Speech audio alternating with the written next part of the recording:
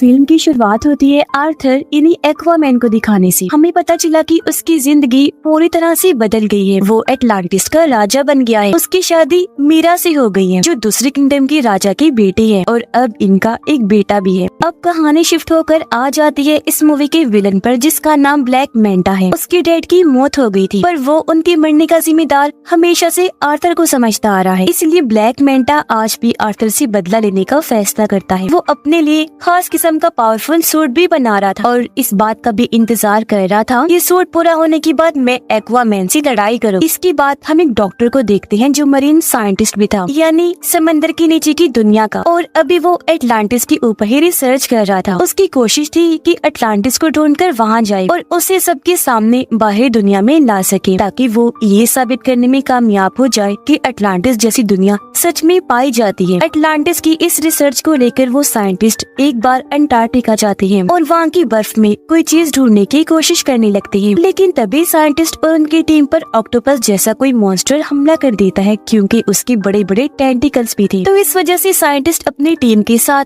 वहाँ पर फंस जाते हैं। इसीलिए वो अपने बाकी साथियों को सिग्नल भेजकर मदद मांगते हैं। तब उनकी मदद करने उनका एक साथी आ भी जाता है, यानी ब्लैक मैंटा। ये लोग मिलकर काम कर रहे थे। यहाँ आने के बाद ब्लैक मैंटा साइंटिस्ट और उनके साथियों की जान तो बचा लेता है, लेकिन वो खुद यहाँ रिसर्च करने लगता है, जिसके लिए वो बर्फ के और नीचे जाने लगा। काफी गहराई में आने के बाद उसे टूटा हुआ ब्लैक ट्राइडेंट दिखता है, और अब जैसे ब्लैक मैंटा टूटे हुए ट्राइडेंट को उठाकर जोड़ता है तो उसे इसका असली मालिक नजर आने लगता है, जिसका नाम कॉर्डेक्स था। ये काफी चालाक खतरनाक लग रहा था। वो ब्लैक मैंटा की यादों में कहता है कि तुमने क्योंकि मेरा टूटा हुआ ट्राइडेंट जोड़ दिया है, इसलिए अब तुम बहुत ताकतवर बन जाओगी, साथ ही अपने दुश्मन एक्वामैन से बदला भी ले पाओगी, और तो और हर वो चीज तुम कर सकते हो जो तुम करना चाहते हो। अब पता चला कि दुनिया की सूरत हाल काफी खराब हो गई है, क्योंकि ग्लोबल वार्मिंग इतनी बढ़ गई है कि सुनामी और सैलाब वगैरह आते रहते हैं। इस वजह से बाहरी दुनिया के साथ साथ समंदर की दुनिया में भी काफी मुश्किलात आ रही हैं, क्योंकि इस सारी सूरत हाल की वजह से समंदर के क्रिएचर्स धीरे धीरे मरते जा रहे हैं। सब कुछ देखते हुए अटलांटिस की काउंसिल्स की मीटिंग होती है, जिनमें आर्थर भी शामिल था। यहाँ आर्थर सब काउंसिल्स के सामने ये ऑफर रखता है कि हमें मिलकर बाहरी दुनिया के लोगों से बात करनी चाहिए और अपनी एडवांस टेक्नोलॉजी को उनके साथ शेयर करना चाहिए, बांटना चाहिए, ताकि इस तरह बाहरी दुनिया भी तरक्की कर सके और फिर वो हम लोगों की भी मुश्किलात को हल कर सके। पर जाहिर सी बात है, कोई भी इस बात पर राजी नहीं होता। सभी काउंसिल्स मिलकर कहते हैं कि ऐसा नहीं हो सकता।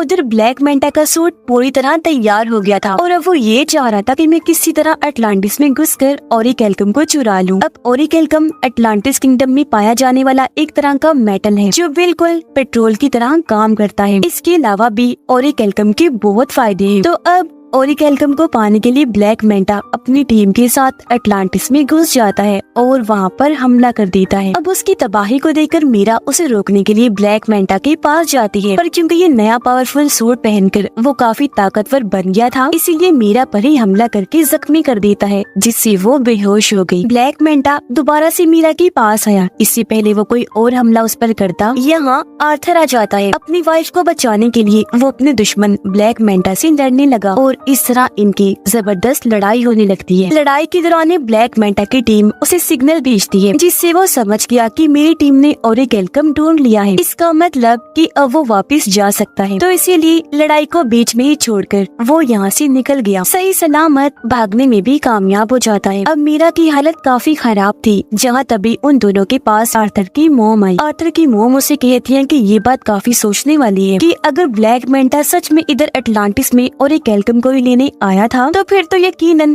कुछ बुरा होने वाला है। तब ये सुनकर आर्थर अपनी मोम से कहता है, तो फिर इस मामले में हमें मेरे भाई ऑर्म की मदद चाहिए होगी। पर क्यों? तो आर्थर जवाब देता है, क्योंकि मेरा भाई ऑर्म अटलांटिस के साथ साथ ओरिकेल्कम के बारे में भी काफी अच्छे से जानता है। वो अटलांटिस की पूरी तारीख के बारे में जानता है। ये सुनकर आर्थर की मोम कहती है, पर ऑर्म तो एक दूसरे किंगडम फिशरमैन की जेल में कैद है, तो फिर भला वो कैसे आ सकता है? जिस पर आर्थर जवाब देता है, मैं खुद फिशरमैन किंगडम जाऊंगा और जेल से ऑर्म को छुड़वा कर ले आऊंगा। उसने ऐसे किया। वो सीधा फिशरमैन की जेल में पहुंचा। जल्दी ऑर्म को ढूंढ भी निकालता है। ऑर्म को लेकर वहाँ से बाहर आ जाता है, पर इससे पहले वो यहाँ से निकलते ऑर्म को फिशरमैन किंगडम के गार्ड्स घेर लेते हैं ऑर्म की हालत अब काफी खराब हो गई है, क्योंकि यहाँ उसे ठीक से खाना नहीं दिया जाता था, जिस वजह से उसका जिस्म काफी कमजोर हो गया था। पर जैसे ही बाहर आई और समंदर का पानी इसके जिस्म को लगा, वो पहले की तरह सेहतमंद और ताकतवर बन जाता है। उसके पास पहले जैसी पावर्स भी आ जाती है। इसलिए ऑर्म अकेला ही गार्ड से भिड़ गया, उन पर भारी पड़ता है। एक ही झटके में सभी गार्ड्स को मार के रख देता है, जिसके बाद दोनों भाई यहाँ से निकल जाते हैं। रास्ते में बातें करते करते दोनों एक दूसरे को अपनी अपनी जिंदगी के बारे में बताते हैं। आर्थर ऑर्म से कहता है कि मैं अटलांटिस का राजा बन बन के थक गया हूँ, अब मुझे इस काम में बोरियत होने लगी है। लेकिन ये सुनकर ऑर्म को काफी हैरत हुई। वो आर्थर से कहता है कि जिस राजा की गद्दी को पाने के लिए मैंने भी बचपन से कोशिश की कि मैं राजा बन जाऊँ, पर वो गद्दी तुम्हें मिल गई, जिस गद्दी की तुम्हें कोई परवाह भी नहीं है। ये बात तो काफी अजीब और कमाल की है। जिसके बाद ही दोनों सीधा किंगफिश के पास गए और उससे ब्लैक मेंटा के बारे में पूछने लगते हैं, जिस पर किंगफिश दोनों को जवाब देता है कि ब्लैक मेंटा तुम दोनों को एक आइलैंड पर मिल सकता है, जो आइलैंड साउथ एरिया में है। और अब ये सुनकर दोनों भाई साउथ एरिया की तरफ निकल जाते हैं उस आइलैंड पर जाने के लिए। पर यहाँ आकर उन्होंने देखा कि पूरा आइलैंड ही बदला हुआ है। ऐसा लग रहा है जैसे ऑरिकेल्कम को जलाकर उसका धुआं यहाँ फैला दिया गया है, जिससे यहाँ के पेड़ पौधे यहाँ तक कि जानवर भी पूरी तरह म्यूटेट हो गए हैं, बदल गए हैं, जिस वजह से उनका साइज काफी बड़ा हो गया है। यहाँ तक कि इधर के चूहे भी इतने बड़े हो गए हैं कि उनका साइज हाथी जैसा लग रहा है। साइंटिस्ट दिखाया गया जो इस वक्त ब्लैक मेंटा के ठिकाने पर होता है। यह साइंटिस्ट जब कॉर्डेक्स के टूटे हुए ब्लैक ट्राइडेंट को देखता है तो बिना सोचे उसे पकड़ लेता है, और अब उसे छूते ही साइंटिस्ट को भी अपने दिमाग में कॉर्डेक्स दिखाई देने लगता है, जो साइंटिस्ट को भी गलत काम करने के लिए कहने लगा, जैसा उसने ब्लैक मेंटा को कहा था। पर तब यहाँ ब्लैक मेंटा आ गया। वो साइंटिस्ट के हाथ से ब्लैक ट्राइडेंट लेते हुए कहने लगा, साइंटिस्ट जी, आप जानना चाहती थी ना कि मेरा मकसद क्या है? तो सुनो, मेरा मकसद ये है कि मैं आर्थर और उसके पूरे खानदान को खत्म कर दूं, और अगर ऐसा करने के लिए मुझे किसी शैतान से भी डील करनी पड़ी तो मैं इसके लिए भी राजी हूँ। तभी हमने देखा कि ब्लैक मेंटा के इस ठिकाने को ढूंढते हुए यहाँ आर्थर और ऑर्म भी आ जाते हैं, जो आते ही साइंटिस्ट से मिले। वो क्योंकि समझ गया था कि आर्थर और ऑर्म एटलांटिस से आए हैं, तो वो उन्हें बता ही देता है कि उसका मकसद एटलांटिस को भी बर्बाद करने का है। इसी के साथ साइंटिस्ट दोनों को ब्लैक ट्राइडेंट के बारे में भी बता देता है, और ये भी कि जैसे उसे छुआ जाए ट्राइडेंट के मालिक कॉर्डेक्स की यादें दिखाई देने लगती हैं। इनकी बात चल ही रही थी कि तभी यहाँ ब्लैक मेंटा की टीम के लोग आर्थर और ऑर्म पे हमला कर देते हैं। लेकिन ये दोनों ही भाई मिलकर बहादुरी से उनका मुकाबला करने लगे। ये उनको काफी बुरा मार रहे थे कि तभी यहाँ ब्लैक मेंटा आ जाता है, वो भी अपना पूरा सूट पहने हुए, और अब वो इन दोनों से लड़ाई करने लगता है। लेकिन इस बीच ऑर्म गलती से उस ब्लैक ट्राइडेंट को पकड़ लेता है, जिस वजह से उसे भी कॉर्डेक्स की यादें दिखाई देने लगती है। तो ये सब होने की वजह से कुछ देर के लिए ऑर्म का लड़ाई पर से ध्यान हट जाता है, जिसका फायदा उठाकर ब्लैक मेंटा उस पर हमला कर देता है। वो जवाबी हमला ना करने की वजह से काफी जख्मी हो गया, और अब ब्लैक मेंटा इस तरह दोनों से लड़ता है कि वो इन पर भारी पड़ने लगा। अब जब ये लग रहा था कि ब्लैक मेंटा दोनों को ही मार देगा, तो तभी यहाँ मीरा के डैड आ गए, इन्हीं राजा, जो आकर दोनों की मदद कर देते हैं और इन्हें निकाल कर भी यहाँ से ले जाते हैं। यहाँ से काफी दूर जाने के बाद ये एक महफूज जगह पर आ गए, और यहाँ उन लोगों को ब्लैक ट्राइडेंट के बारे में सब कुछ बता देता है। अटलांटिस को ढूंढने वाले आर्थर के डैड थे, उनके पास भी एक ताकतवर ट्राइडेंट था, जो अब उनके बेटे किंग आर्थर के पास है। पर किंग यानी आर्थर के डैड का एक भाई भी था, जो और कोई नहीं बल्कि कॉर्डेक्स ही था, और ये जो ब्लैक ट्राइडेंट है वो उसी ने ही बनाया था। अब जिस तरह आर्थर के डैड किंग एटलांटिस किंगडम को चला रहे थे, वैसे कॉर्डेक्स एक दूसरे किंगडम को चला रहा था, जो कि बिल्कुल ही डार्क किंगडम था, यानी वहाँ खतरनाक क्रिएचर्स, मॉन्स्टर्स रहा करते थे। लेकिन परेशानी तो तब शुरू हुई जब कॉर्डेक्स ने अपना असली रूप दिखाया। असल में कॉर्डेक्स चाहता था कि वो एटलांटिस का ओरिकेल्कम चुराकर और पावरफुल बन जाए। कुछ हद तक वो ऐसा कर भी रहा था, लेकिन उसके ऐसा करने से एटलांटिस और समंदर के बाकी क्रिएचर्स मरते जा रहे थे। साथ ही एटलांटिस के अंदर बीमारियां भी फैल रही थी। अब इस तरह के हालात देखकर किंग आर्थर के डैड कॉर्डेक्स के खिलाफ आकर खड़े हुए और उसे ये सब रोकने का कहते हैं। लेकिन कॉर्डेक्स ताकत के नशे में इस कदर पागल हो गया था कि वो अपने बड़े भाई किंग के साथ ही बगावत पर उतर आया, और ऐसा होने से उन दोनों के बीच जंग छिड़ गई। पर जंग में किंग कॉर्डेक्स को हराकर उसे कैद कर देते हैं। अब वो हमेशा के लिए वहाँ कैद रहे, कभी भी बाहर ना आने पाए। इसके लिए किंग ने अपने खून का इस्तेमाल किया, जिससे हुआ ये कि कॉर्डेक्स जादुई कैद में बंद हो गया, जहाँ से उसका निकल पाना नामुमकिन है। आगे और बताता है कि इस वक्त कॉर्डेक्स यादों के जरिए ब्लैक मेंटा के दिमाग में घुसा हुआ है, क्योंकि वो उसका इस्तेमाल इस्तेमाल करके आजाद होना चाहता है। ये सब सुनने के बाद आर्थर और ऑर्म की मोम भी सारी बात समझ जाती है। वो उन्हें बताने लगी कि हाँ, मैं भी कॉर्डेक्स के बारे में जानती हूँ, और जिस तरह किंग ने अपने खून का इस्तेमाल करके उसे कैद किया था, अब कैद से आजाद होने के लिए उसे किंग की नस्ल के किसी इंसान का खून चाहिए, जब भी कॉर्डेक्स आजाद हो सकता है। मतलब जिनके अंदर किंग का ये खून दौड़ रहा हो। किंग का खून उनकी शाही फैमिली के लोगों में ही हो सकता है।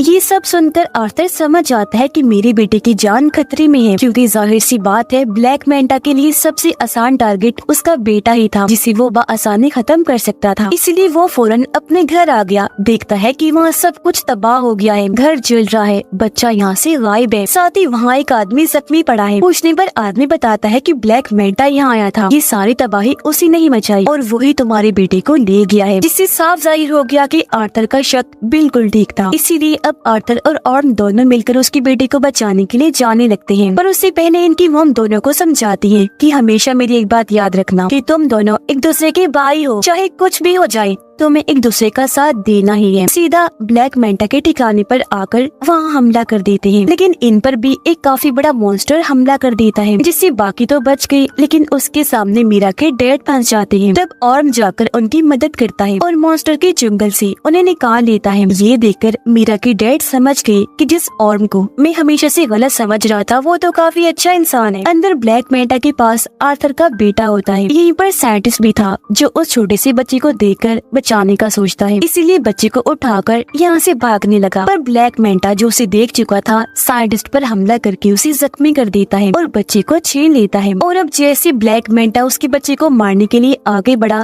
तभी यहाँ पर आर्थर आ जाता है, जो उसे लड़ाई के लिए चैलेंज करता है। इनकी लड़ाई तो पहले काफी जोरदार हुई, लेकिन तभी यहाँ ब्लैक मैंटा आर्थर पर भारी पड़ने लगता है। इसकी वजह ये थी कि वो ब्लैक मैंटा नहीं बल्कि उसके अंदर कॉर्डेक्स था, क्योंकि वो पूरी तरह उस पर हावी हो गया था। पर इस बीच मौके का फायदा उठाकर मीरा अपने बच्चे को लेकर यहाँ से भाग जाती है, लेकिन तभी उसे जाते हुए ब्लैक मैंटा देख लेता है। वो अपने ब्लैक ट्राइडेंट से उस पर हमला कर देता है, लेकिन इससे पहले कि ट्राइडेंट मीरा को लगता पहले ही और उसे पकड़ लेता है, और इस तरह उसने मीरा और उसके बच्चे की जान बचा ली। लेकिन इसका उल्टा असर भी हुआ, क्योंकि जैसे और ब्लैक ट्राइडेंट को छूता है, कॉर्डेक्स उसके दिमाग को भी कंट्रोल करने लगता है। वो उसे उसके भाई आर्थर के खिलाफ भड़काते हुए ये दिखाने लगता है कि तुम्हारे भाई आर्थर ने तुम्हारे साथ बहुत गलत किया है, असल में तुम ही हो जो अटलांटिस का राजा बनने के लायक हो, न कि आर्थर। तो इसी वजह से अब ऑर्म आर्थर पर हमला कर देता है, लेकिन यहाँ आर्थर जो सारी बात समझ गया था वो पलटकर वार नहीं करता, बल्कि अपने भाई को समझाने लगा कि होश में आओ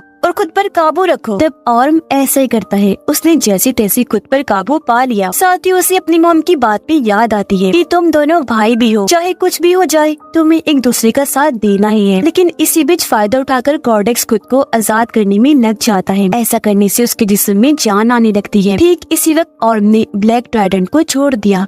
अब तक काफी देर हो गई थी, क्योंकि कॉर्डेक्स खुद को जिंदा करके आजाद हो चुका था, और अब कॉर्डेक्स को अपने सामने देखकर आर्थर उसी के ब्लैक ट्राइडेंट से उस पर हमला कर देता है। पर कॉर्डेक्स आसानी से अपने ब्लैक ट्राइडेंट को पकड़ के आर्थर पर हमला करने की कोशिश करने लगता है। पर उससे पहले ही आर्थर अपने वाली ट्राइडेंट की मदद से उसके ब्लैक ट्राइडेंट को तोड़ता हुआ कॉर्डेक्स को जा लगता है, जिससे आखिरकार वो भी अपने ट्राइडेंट के साथ साथ खत्म हो जाता है। उसकी खत्म होते ही पूरी जगह भी तबाह होने लगती है। धीरे धीरे करके ये सारी जगह टूटने लगी थी, और तभी इसके नीचे ब्लैक मैंटा दब जाता है। पर उसे मुसीबत में देखकर आर्थर उसके सामने मदद के लिए हाथ बढ़ाता है, पर ब्लैक मैंटा इनकार कर देता है, ये कहकर कि शुक्रिया, मुझे तुम्हारी मदद नहीं चाहिए, तुमसे मदद लेने से अच्छा मैं मरना पसंद करूंगा। तो इसी वजह से ब्लैक मैंटा भी वहीं दबकर मारा जाता है, जबकि आर्थर और उसके बाकी साथी वहाँ से बाहर निकल जाते हैं। यहाँ आर्थर ऑर्म से कहता है कि अब तुम बिल्कुल आजाद हो, तुम्हें अब किसी भी जेल में जाने की जरूरत नहीं पड़ेगी, क्योंकि फिशरमैन की जेल में हम ये कह देंगे कि तुम यहाँ दबकर मारे गए हो, और अब तुम यहाँ से जाओ और आजादी से अपनी जिंदगी जियो। ऐसा होने के बाद पूरी तरह अब ऑर्म भी आर्थर को अपना भाई मान लेता है, क्योंकि उनकी गलत फहमियाँ दूर हो गई थी, और कहने लगा कि अटलांटिस को जैसे राजा की जरूरत है